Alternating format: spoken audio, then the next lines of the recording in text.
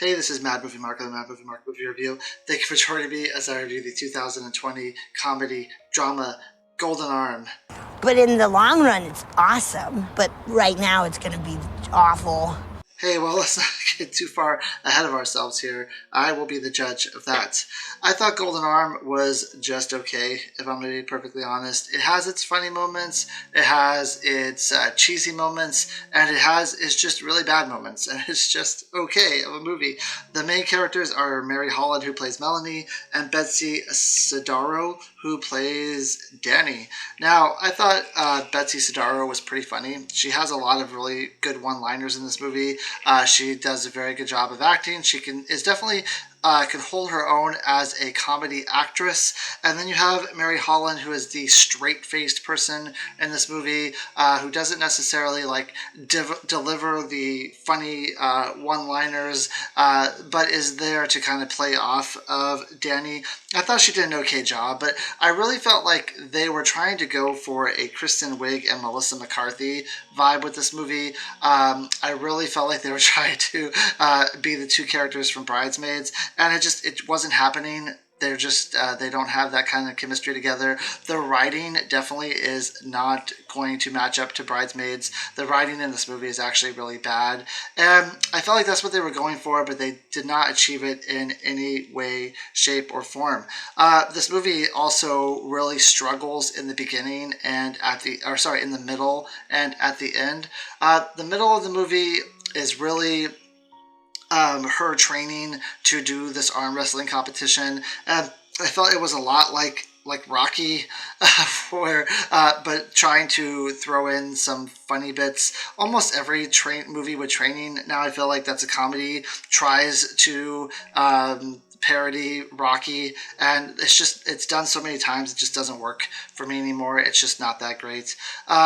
And there's also a bit at the end of the movie where Melanie has a love interest, which is absolutely terrible. Some of the worst writing, some of the worst acting. It's like these two people are in high school and they're completely awkward with each other for no reason. I mean, these are two grown adults who are acting like they're in high school, and I have a really hard time believing that these are real interactions that two real people would have. It just seems like it is absolutely ridiculous and completely phony, and their whole relationship to me just seems like it's completely phony and just really bad, and it really dragged down the movie for me. Like, I was actually having fun in this movie, even though I didn't really like the movie that much. It's supposed to be just a movie that you can have fun with, not take too seriously, and I felt like it was going in that direction.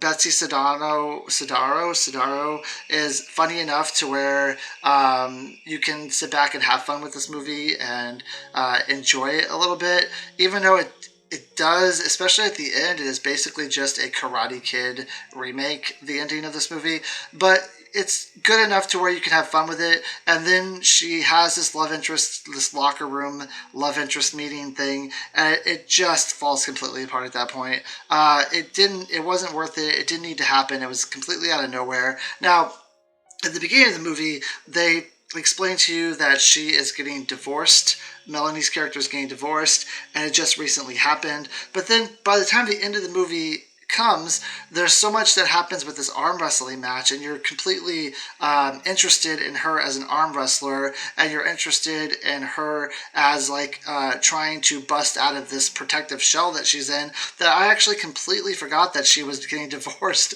and that she wasn't in a relationship. And it seems like they're trying to force this story that doesn't need to be there. In the beginning, when they say that she's getting divorced, that's fine. You can mention that. You can have that as part of her, the reason why she's going on this trip, to kind of, find herself and to try to recover from this relationship. But there was absolutely no reason, in my opinion, for her to have to develop a love interest in this movie.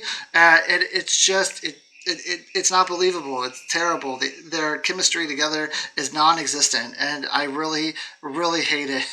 I really hated their relationship. I thought it was really bad.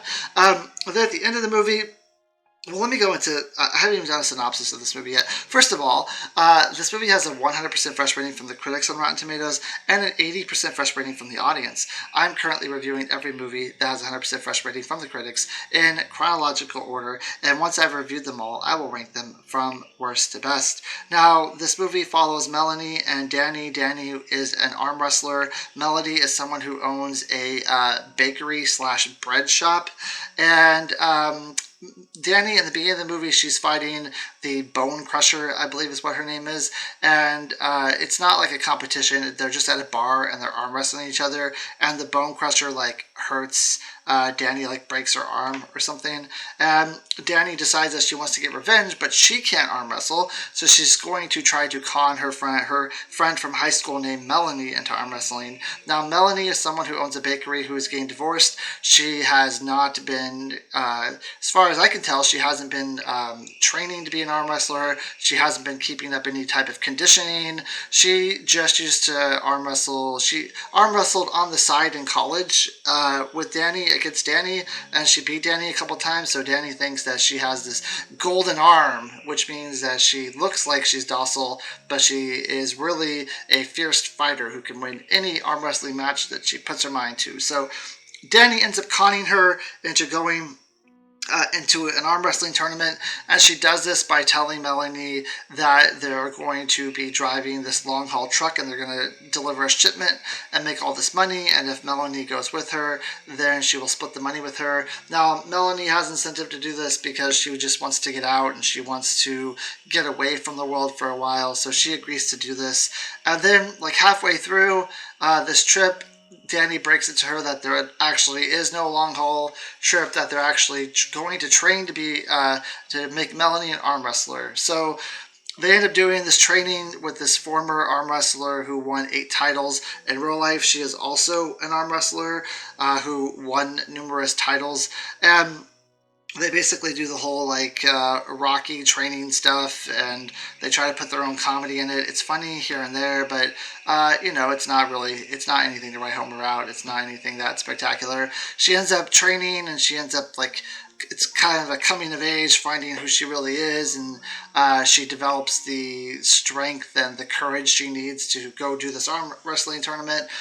So when she gets to the arm wrestling tournament, she ends up meeting this guy that she falls in love with, and she ends up just absolutely destroying everyone in her path except for the last person whom she struggles with a little bit.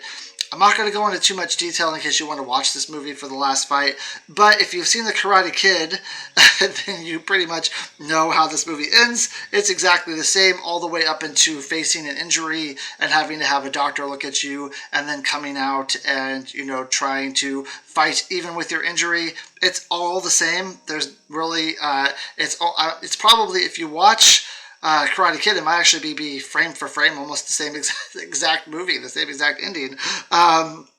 So really nothing new is done here.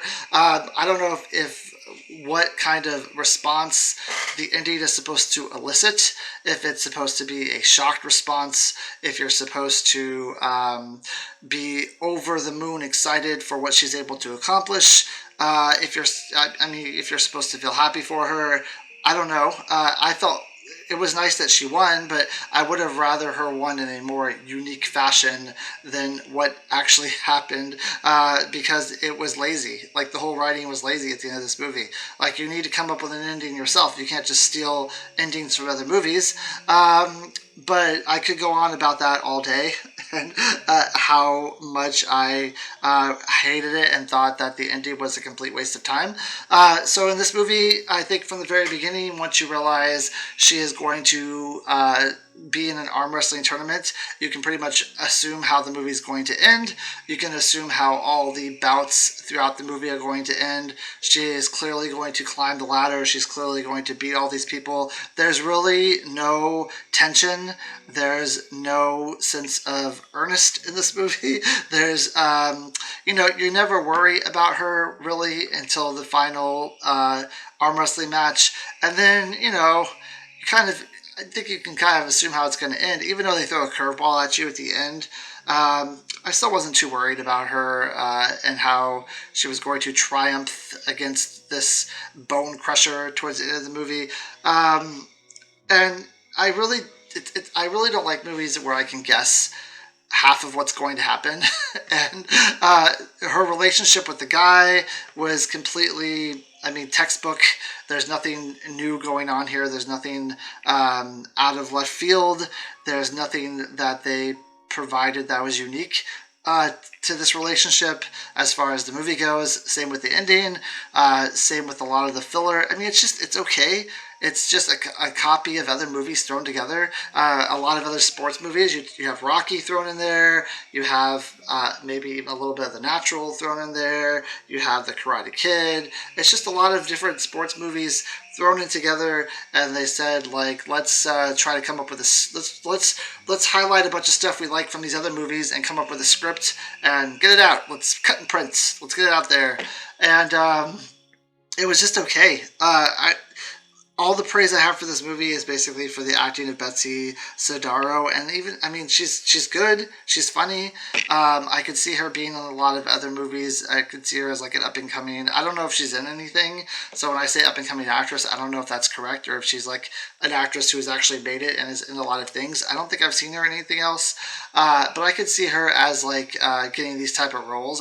She's probably going to end up being typecast in these type of roles her whole life, but she's funny, and I think she does a good job here. And Mary Holland is also good at what she does. It's hard for me to look at Mary Holland, though, and Betsy Sodaro in this movie, and again, it's hard to not think of Kristen Wiig and Melissa McCarthy and them trying to do an exact copy of those two. And it's just not there. Like, I'm sorry. Melissa McCarthy and Kristen Wiig are a tour de force. They are an acting duo that you cannot match. And I think they did their best shot here, but it just didn't happen. So with that being said, the movie was funny. It was sloppily written, I think, but it had its moments of being funny. It was annoying also at certain points, but it's still better than some of the stuff I've watched for this list. So I'm going to give it a 7 out of 10. Thank you. I hope you join me for my next review, which is going to be a better movie called Paper Spiders. Have a great day.